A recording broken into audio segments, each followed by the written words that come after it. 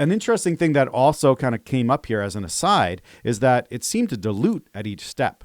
So I got this big dose of COVID, it seemed, because I got the sickest and I got sick first. But then my little bit spread to Liv in that little window, and she got positive, but didn't have it nearly as bad. And Rowan got it, probably from Liv, being around Liv for the next couple days, but it was barely even a cold.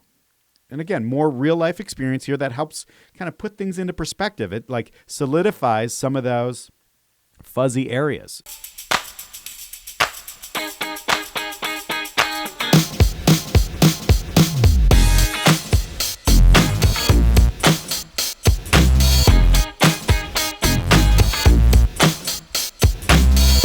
This is the podcast that flips the health and wellness industry upside down so you can be your healthiest inside and out. I'm your host, Dr. Neal Smoller, holistic pharmacist, supplement strategist, and today's episode is Neal finally got COVID.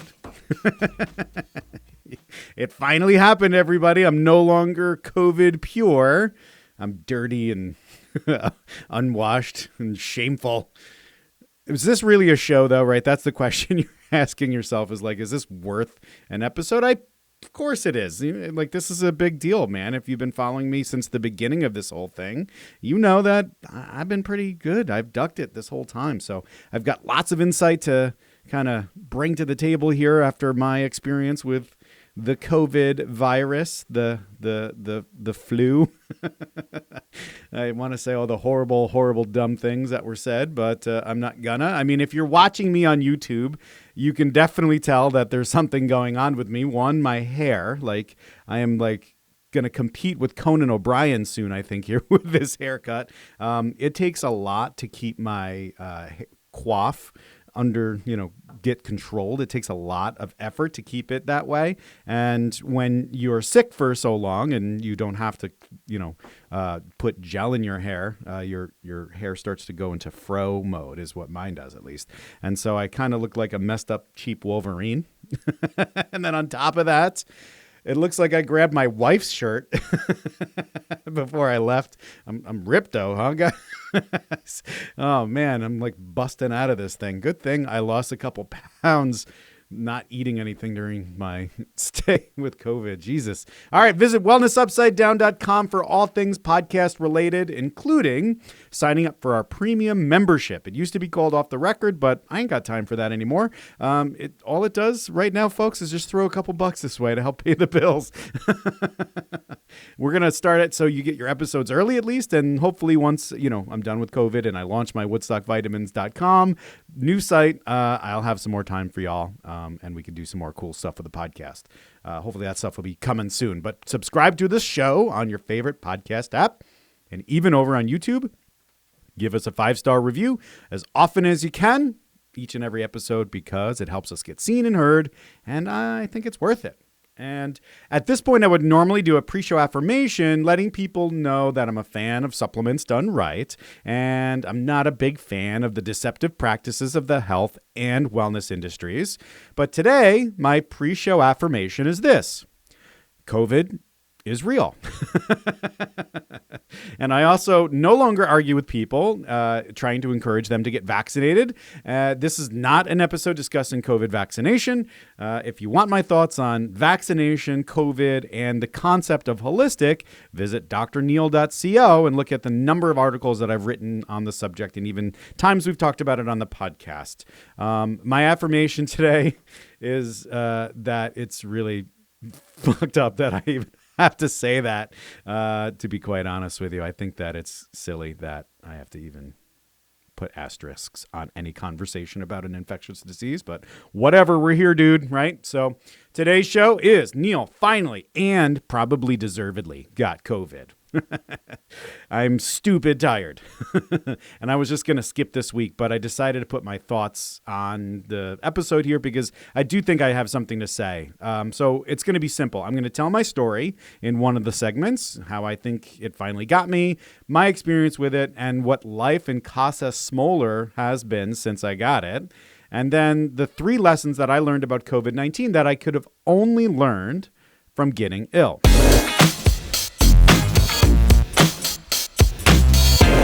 Let's just jump right in. Let's talk about Neal's COVID story. Oh, boy. I guess I don't have superior genetics like I was telling Mark all those episodes. I didn't think it was going to get me, man. We went to Europe this summer. We were on public transport, and that was during like the height of those Omicron variant waves. And if you recall from my stories, it was also the height of the, temperature waves as evidenced by us sweating, but then learning about where that whole French-Italian deodorant stereotype came from. I am just joking. Of course, I'm just joking. I'm joking, people, because we were all gross and smelly, not just the locals. But anyway, I went to Europe. I go to New York City all the time. I shared on the podcast. The holiday season, we were there like twice a week, basically. And, we go to shows. We're in restaurants. I'm on the stinky subways. I go out to dinner around town here. I've got 4 kids in public school, man. Like they just had a dance last month and there's like 10 kids in my house that slept over after just mixing with hundreds of other kids at a gross dance for young kids. So why wouldn't I think that I'm immune, right? After all that COVID busting work, I thought I was exempt. I went to those churches in those early days and I gave every different type of denomination their vaccines way ahead of everybody else. They got some of the first doses and every single person was like, bless you. And, I'm praying for you. And I thought somebody got a word up there, man. I thought I was exempt. I didn't think that I was going to be getting COVID, but no. And the worst part about it was I think that I got it at one of the places that I've immunized over 13 times now. I've been to the Culinary Institute and I just, I'm vaccinating like crazy. And our friends and I, we got together to go to the CIA beefsteak. And again, Culinary Institute of America, not the spies that make I've watched every movie under the planet. So I've watched every CIA spy movie at this point. But anyway, so they do a celebration of the American Steakhouse. And, they've got the band in the back playing the jaunty tunes. You put on a silly hat and an apron, and then you sit there and you pig out on like 6 courses of meat. So 18 of us rent a party bus. We go down there. We have a grand old time with like 250 other people. 3 days later, I start coughing. Now, again, to my credit, I feel like COVID was out that weekend. It was like partying itself because so many people in my local circle, especially the ones that were like have avoided COVID so far, were very much reporting the same results. We went out this weekend and 3 days later, here we are. And, the whole thing is like, I didn't know that I had COVID. Of course, nobody knows, right? I just start coughing one night and I'm playing computer games with Ava, my podcast assistant, who hasn't been showing up as I've been doing single shows and she's got school and stuff like that. But anyway, so like I'm sitting there, I'm playing computer games with her. She's on one computer, I'm on the other, and I'm doing my normal cough. That's probably reflux because I don't chew my food like you're supposed to. And I'm not thinking anything of it because I'm normally a mess. And so I go to bed and I wake up the next morning with a mean cough. And I mean mean. Like it skipped the first 6 days of like a bacterial bronchitis and jumped right into that super deep, productive, gross cough. And of course, I test myself because that's what you're supposed to do, right? And it was a big fat negative. So I'm like, oh, Jesus, what the heck is going on? Is this like, some bad reflux? The one thing I was thinking was like, maybe it's like I burned myself and maybe I aspirated some hot liquids. I don't know what the heck it was. I've given 20,000 tests, so I'm not thinking that I did it wrong and it's a potential false negative, right? I'm just thinking, oh, I just don't have COVID, whatever, right? And so I go to work and I'm miserable, with not much more than normal. And, at the store, it's not that big of a deal because we're masking. The CDC has recommended that Ulster County, the county that we're in, indoor masks because of high spread. And so we're trying to lead when it comes to COVID. So I masked up. And around 4 o'clock at work, I hit a wall. Now, all day I'm like barking. Now I'm barking into my mask and I'm kind of like, I'm miserable, and everybody's like, what the heck is wrong with you? So I hit this wall at 4 o'clock. I scoot, go home, and I just do a test just for the, S&Gs there. Just want to see what's going on. Is it possible? So I do a test, and the test is going to be inconclusive because there's not enough booger juice, right? I put the thing and I'm like squeezing, trying to get the drops out, and the Q-tip probably absorbed too much. I don't know what the heck happened, right? So I do a second test like right away. So I scrub and I realize it's not going to work. So I just do another test right there. So I put the two tests next to each other, and I walk away and I'm like, yeah, I'm sure it's fine. And my wife's like, well, the one that you're saying didn't work is saying that you're positive. And I'm like, what? So I was like, but then the second one was negative. So I didn't know what the heck was going on. So anyway, I drag myself back to the pharmacy. Nobody's there at this point, and I do a PCR test, and guess what? COVID positive. Woo-hoo, right? So I get home, and my 9-year-old breaks out the measuring tape. And she's like, 6 foot, daddy, stay away. And then I just start masking up. And I then try to work through, in my head, what this really means. I mean, I've given the advice a million times on what to do now. And so I know I'm not going to work, right? I don't know how sick I'm going to get. And I know that I got to get upstairs in quarantine right now. I got to lock myself in this bedroom. Oh, that means that Aaron's got to sleep downstairs. Oh, Jesus. So go get your bad stuff. Get your clothes for the next few days. Oh, wait. I've been living my normal La Vida Loca life the past few days. Who the heck else in this house is going to get sick? Oh, my goodness. So we start a testing spree. And you know how you get 8 tests every month, right? We've already blown through 40 tests in just the 7, 8, 9 days now since I've had this thing. Everyone's good on night 0 on on that first night. And so it's just me who has to go upstairs and hit the skids. And so we're kind of all in this weird place. We haven't had this happen to us before. We don't know what to expect. I start medicating with ibuprofen before bed just because I feel like crap. And I'm like, I don't want to, get a fever or something like that. But in the middle of the night, here comes this feverish feeling, right? And then all of a sudden it hits me. Severe body ache, severe headache, whole body chills. Like I'm under a blanket, every blanket that I have in my room, and I'm freezing. Anytime that I stand up to go to the bathroom, get some water, it takes me about 30 to 60 minutes to stop with the chills. It's got awful, right? So the first 48 hours from that first positive test, it's so bad that I'm like moaning. I'm like just trying to get, I don't know, like made a pig. I don't know, but whatever noise I was just making there. But I was moaning out loud, and I'm normally not that kind of dude, right? I normally am like, all right, whatever. I just got to deal with this and shake it off. But it wasn't happening, folks. And so I have to set my alarm. So every 2 hours, I take an acetaminophen dose because I'm going to want it way earlier. So it was either Tylenol or Advil, basically. I was alternating them every 2 hours as you do to like break a fever with a little kid, right? That's what I was doing. And if I didn't set that clock, I would be telling myself, go take it because you feel so bad. So I had to hold myself to the 2 hours, but then also stick to that very strict schedule just to feel normal, right?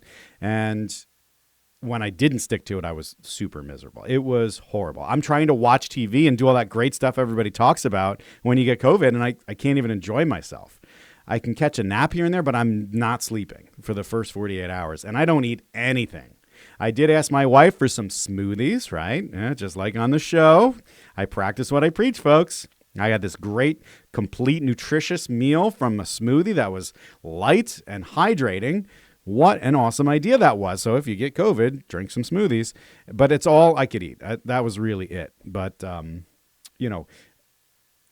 truth be told, like I was eating something else. As soon as I got a positive diagnosis, I, of course, got the Paxlovid script just in case. I don't know how intense it's going to be.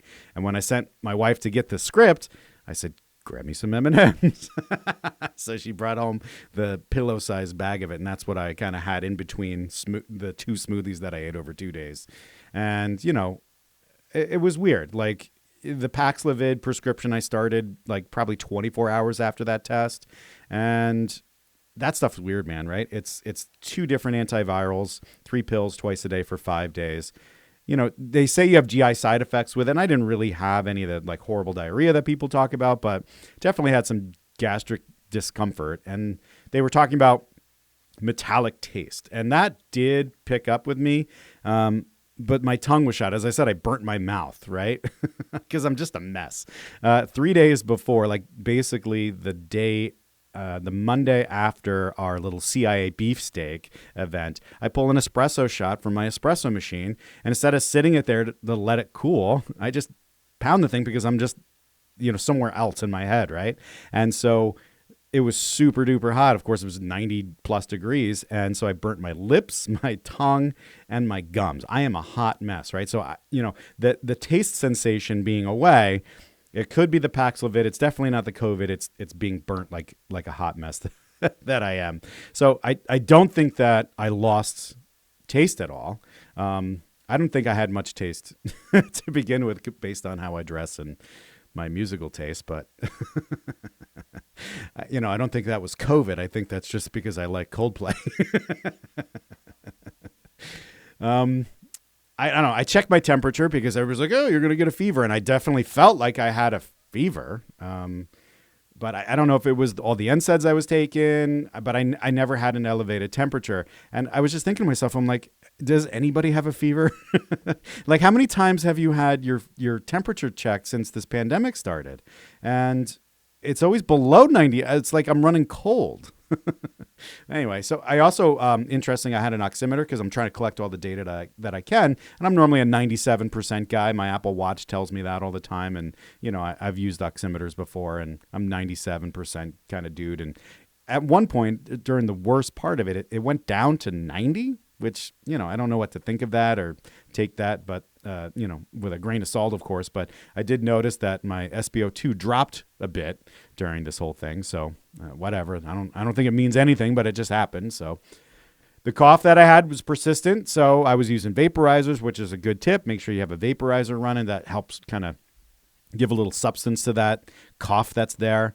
I was using some cough medicine. I didn't have the lean. I'm not a rapper, so I didn't have any access to promethazine and codeine. I kind of wish I did. And, that's it. And like, it was 2 days of god awfulness. But then on day 3, it's like, boom, light switch. No more chills. Like, not a chill to be had after that. And in fact, like, the headache was still hanging on. And that headache was probably one of the worst headaches I've ever had. But, I'm not medicating as much. I don't have to stick to that strict schedule. And I can sit up and I'm starting to eat. And I just feel like the end of a really bad cold at this point. And so I spend my first 5 days of COVID basically shivering and crying out for 2 of them. And then I watched every movie ever made, which was a cool part of it. I went back through the best movies of all time and watched a bunch of stuff from before my time. I'm a young dude. I'm only 42. Yeah, 42. So 2 standouts. The Player with Tim Robinson, Tim Robbins, not Tim Robinson. Tim Robinson, is that somebody else? I don't even know. But anyway, my favorite, though, was The Sting with Robert Redford and Paul Newman. So if you haven't watched that, you should watch it because Paul Newman is gorgeous. And he makes a mean balsamic vinaigrette. So, like, he's a total package kind of guy, But yeah, so I watched a million movies and I put together Lego sets. I know this is very important information, but I bought Lego sets for myself. Over the years, Lego's like, okay, all the kids that played with them in the 80s are now 40, so let's make some toys to make them, have those member berries. And so I got Back to the Future. I got Ecto-1 from Ghostbusters. I got the Nintendo. So I just sat there and probably 20 hours of my time was spent putting Legos together. And my kids were like, what the heck are you doing in there? You're making like a factory. But I say all that to say this, I am leisured out. Like, I get the appeal here of chilling out and enjoying that quarantine time. I am done. I don't need any time off anytime soon. In fact, I'm like, I got to get productive. This is kind of ridiculous. So, so that's my story, which is pretty basic. And, the interesting piece was the slow burn that was happening because, 24 hours after I test positive, my daughter gets picked up from school and goes, Mom, I'm sick. And Aaron's like, dude, I tested you this morning. What's going on? Boom, positive, right? And then 24 hours after that, my son coughs. And Aaron looks at him and goes, why are you coughing? And he's like, what? I didn't do anything. And so she tests him and boom, positive. And, so once Liv's sick, we're worried, but we're not surprised because she was hanging out with me basically that night right before I quarantined. And, we didn't know how she would do, and we were worried about our kids. We don't know how our kids are going to respond to this crazy infection. But she was great. For her, it was a bad cold. It made her tired, and it gave her a weird cough occasionally, but she only had like one bad night where she felt like she needed some medicine in the middle of the night. One interesting thing is all the kids, including me, we all kind of turned gray. we lost our color and just looked very gray. Aaron's like, oh, you guys look dead, which is kind of creepy, but that was something that hit all of us kind of consistently. But anyway, bullet dodge. My kids aren't going to get hit hard with it, which is great. And, the big thing was like, oh, crap. When Rowan's positive, that means that we're all gone. Like, this is going to just last forever, because if it's going to be a rolling slow burn, that means that Ava, Aria, Aaron could all get COVID over the next 5 to 7 days and then be out for 10 days. And that to us sounded horrible, that we'd be missing a month of watching this roll through. I mean, stomach bugs roll through our scene and like it's miserable for 2 weeks, but it's over. To have this go on and on and on, it wasn't something that I was really interested in. So we thought that, of course, it could be way worse. The lucky thing was that it sounds like my wife actually has the superior genetics. So her, Ava, Aria, no COVID so far. And I think we're dating 9 or 10 from my infection right now. And so the two that had COVID, they're doing great. They're enjoying their time isolating a little too much, I would say. And my energy levels are a bit shot. I'm not sleeping very well, but nothing as dramatic as what everybody else is reporting. And I'm thankful that it was as miserable as it was, but not any worse. And that's really my story.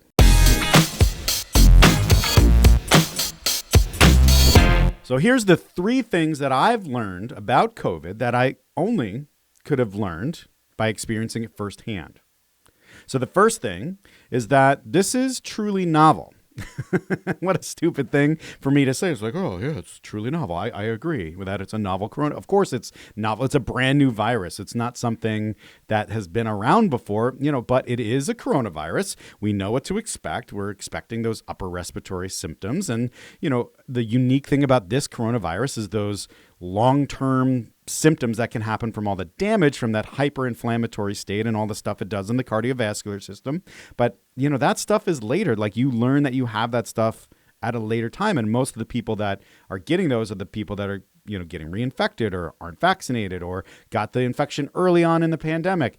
But what I'm talking about, I guess, is how the expression of those basic coronavirus and upper respiratory tract symptoms that we've been talking about for the 3 years, about how different that was, right? So the fever, headache, chills, cough, stuffy nose, all that stuff I've experienced before, I've done that, right? You hear that and you're like, oh, I'm familiar with that. I know what to expect. And I've been through that easily with common colds, and I've been through that bad, with bacterial infections and flus and such, right?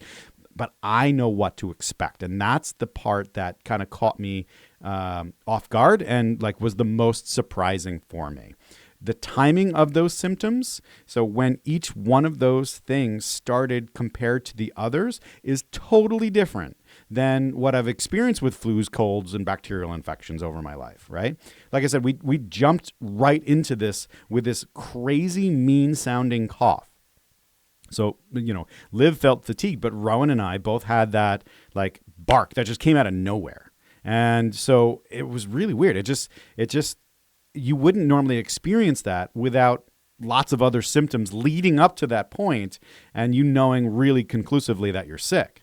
And so then you get this headache, but it's a tenacious headache. It is one of the most intense things. And chills, I've had chills before, but not like this. And I would expect them at different times. And that's what was so surprising, was just how hard it hit, right? And the intensity and the timing, which brings me to this thing that I learned, right? For me, it put to bed this whole idea that I may have had it, but I was asymptomatic cliche that people say all the time. I said repeatedly, just kind of as a, maybe I've had it. I can't be like, oh, I'm really superior genetics here and I've never gotten this thing. I probably got it, right? People say that during this thing. And it really kind of puts it to rest because, more than likely I had not had COVID before. because, though I was actively vaccinated and I wore masks and I had all that luck, I probably just never had it, because, the symptoms that I experienced and how I experienced them was definitively something different than I had ever experienced before. Now I know that while the list of symptoms I'm familiar with, they're the same old symptoms, I understand how the difference with that timing and intensity of those symptoms, right? And how they're really distinct. So then that may help me in the future be better equipped to differentiate between allergies, cold, and COVID in the future. So, during this pandemic, as soon as you're sick, you're like, oh, it's COVID, it's over, I'm done, right? And so I think that me experiencing this, I can now say, oh, no, I know what that's going to look like, right? And I know, that I'm probably okay at this point, or I know to keep testing because of how COVID hits. It doesn't mean that because I've been through it, I'm not going to test aggressively if I have those symptoms. That's what you're supposed to do, and that's what those free tests are for. But, it just means that I have more information, basically. And the second lesson here is that this COVID thing, it's on and then it's off. COVID doesn't play around, dude. It's in and it's out. It's got stuff to do, people to infect. It hit me hard, but in a flash, it was over, right? So I feel like I'm sick, like I'm getting over a cold, and that's going to take some time. But the intensity of it was a very, very brief, short-lived, like bam, right? And, was it the Paxlovid that I took? I don't know. But, my experience seems to, be pretty common with people. People have reported that it's an intense early period, and then it's just kind of this lingering kind of cold that just lasts a little bit too long. The interesting thing to me about this was how you're fine and negative, and then in the next minute, it just flips, like suddenly. My kids were tested every morning after I became positive. And then a few hours later, at the end of the school day, 2 of the 4 kids all reported suddenly feeling sick and then testing positive. So it's crazy to me. The level of antigen climbs that rapidly over that short of a time. I mean, it's not detectable just 5-6 hours earlier. That's crazy. And it's interesting too, right? I tested before I went to work and I was symptomatic, meaning that there was virus there and it was enough to make me sick, but not enough to trip up a test. So I think this on and off thing is pretty interesting because it was only the kids who were in contact with me or each other in that very narrow window between sick and positive and sick that ended up with COVID. That was the craziest part. We were all around other people. I got sick at this beefsteak dinner with 18 other people. I snore next to my wife and cough with that horrible cough all throughout the night. So despite being symptomatic, it seems that we were only spreading this thing in this really narrow window. And I know that you're contagious, symptomatic or not, positive or not, right? But again, this is more information for me. It really helps, I guess, ease some unknown anxieties here about my experience. It's my frame of reference, Donnie. I don't have to be as uptight as I was before. I was super apprehensive about this whole thing because I'm like, at any moment I've heard the stories. You walk past a dude at a restaurant, you're not even at the restaurant and it's an outdoor thing and you can get COVID. And now I'm seeing in practicality, at least with this variant, it seems to be a little bit more specific, a smaller window. And so, it's great. I don't have to be as nervous, which is an important thing for living alongside COVID.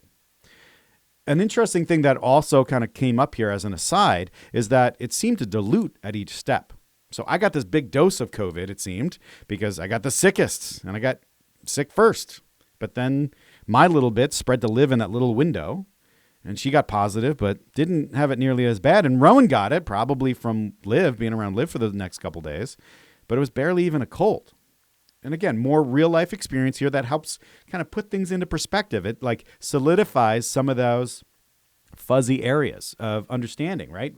I've been talking about this thing for a long time, and I've been reading people's experiences, but it's not really until you kind of have that rubber meet the road situation that you can really speak to this stuff. So my third point, my third lesson from COVID, or I guess my third lesson from getting COVID, is that it sucks. Oh my God, it sucks. It's just the flu. It's not that bad. It's like a bad cold. Oh, it's all the way up to like, oh man, it hit me hard. It knocked my socks off. Guess what? It sucks. It sucks because even for 2 days, it was one of the worst upper respiratory tract things that's ever happened to me ever, period. And even if it's mild, it flips your life upside down better than this podcast does. And, I get it. Days off of work are great. Lego sets are cool, but it's annoying at best and hard to endure if you're lucky like me, and deadly at worst. So COVID sucks so much that it's enough to enforce a new policy for me personally. And here it is. Unless the thing is cool, I'm wearing a mask.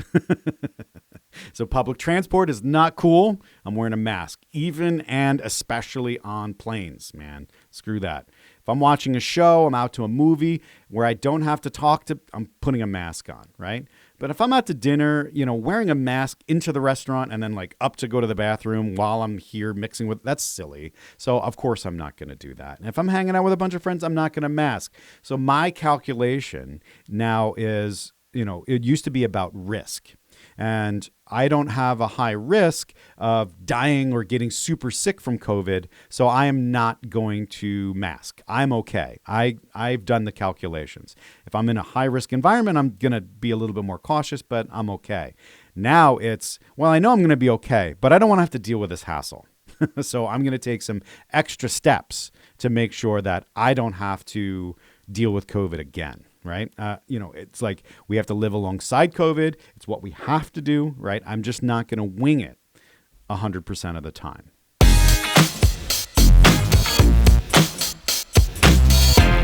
So I hope you enjoyed story time. I also hope that my experience and my insights here do for you what it did for me. It reminds you that no one is unreachable here, right? And I definitely don't have superior genetics. If anything, my wife certainly does, but we all knew that already.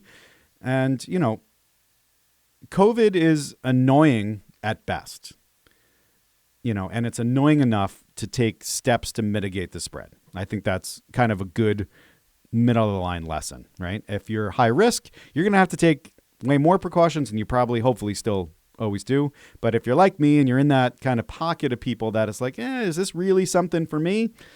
Yeah, it's a big pain in the butt and you don't really want to deal with it.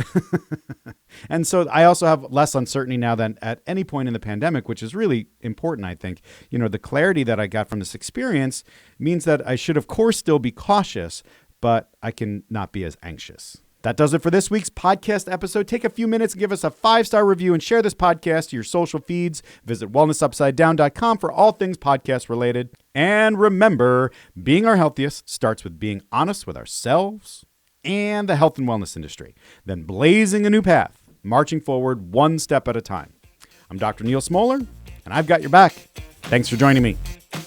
It says that a high-quality product meets labeled claims. That means that your product has to be what you say it is, and it has to contain what you say it does, and nothing else. It doesn't even have to work. It doesn't even have to get absorbed into your bloodstream. That is the craziest part.